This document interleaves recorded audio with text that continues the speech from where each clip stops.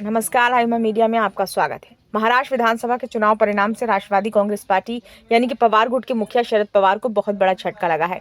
लगभग 2.5 साल पहले उनकी पार्टी की टूट ने न सिर्फ एमवीए की सत्ता छीन ली, बल्कि उनकी पार्टी सिंबल से लेकर जमीन तक छीन ली। नतीजों ने शरद पवार के सामने एक बड़ा सवाल शुरू खड़ा कर दिया, क्योंकि सीटें, वर्कर्स, जमीन सब जाती हुई दिख रही हैं। 84 साल की उम्र में शरद पवार के लिए महाराष्ट्र का जनादेश उनके अब तक के सियासी सफर में सबसे बड़ी झटके की तरह है।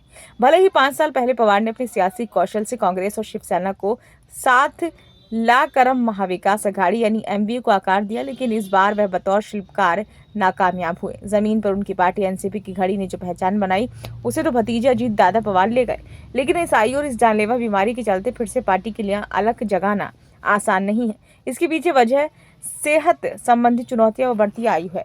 शरद पवार ने अपनी विरासत के तौर पर जहां प्रदेश की सियासत अजीत के लिए छोड़ी थी और राजनीतिक सियासत बेटी सुप्रिया सुले के लिए, तो नई स्थिति में उन्हें सुप्रिया की सियासी जमीन को बनाए रखने के प्रदेश में आधार खड़ा करना होगा।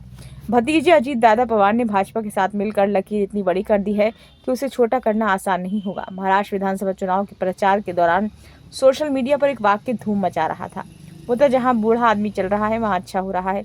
कम से कम शरद पवार से प्यार करने वाले हर शख्स को इस लाइन का मतलब पता था। शरद पवार के गुट के उम्मीदवार ये सोच रहे थे कि वो अपने नेता के जादू से विधानसभा जरूर पहुंच जाएंगे।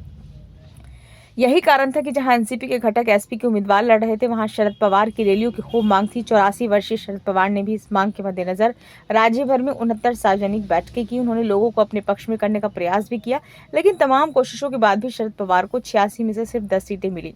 तो क्या शरद पवार का करिश्मा खत्म हो गया? एक बार फिर से शरद पवार के राजनीतिक प्रभाव पर सवाल खड़े हो गए हैं। सबसे बड़ा सवाल यही पूछा जा रहा है कि क्या शरद पवार एक बार फिर सियासत में खड़े हो पाएंगे? साथ ही ये भी कि शरद पवार, उनकी पार्टी का भविष्य क्या होगा? और सबसे अहम बात यह है कि क्या महाराष्ट्र की राजनीति में शरद पवार का करिश्मा व चाणक्य कहे जाने वाले व्यक्ति सब कुछ खत्म हो गया है? पिछले 4 दशकों में शरद पवार ने अपने सियासी तजुर्बे और हुनर का इस्तेमाल करके हर बार सियासत में वापसी की है। कहा जाता है कि शरद पवार हार मानने वाले नहीं हैं। सुप्रिया सुले और रोहित पवार जैसे एनसीपी को भविष्य में कितना संभाल पाएंगे?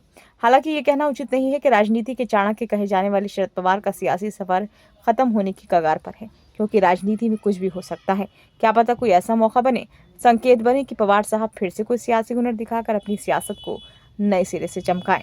ये वीडियो आपको कैसा लगा? अच्छा लगा हो तो लाइक करें, कमेंट बॉक्स में सुझाव दें। चैनल को सब्सक्राइब नहीं किया तो कर लें।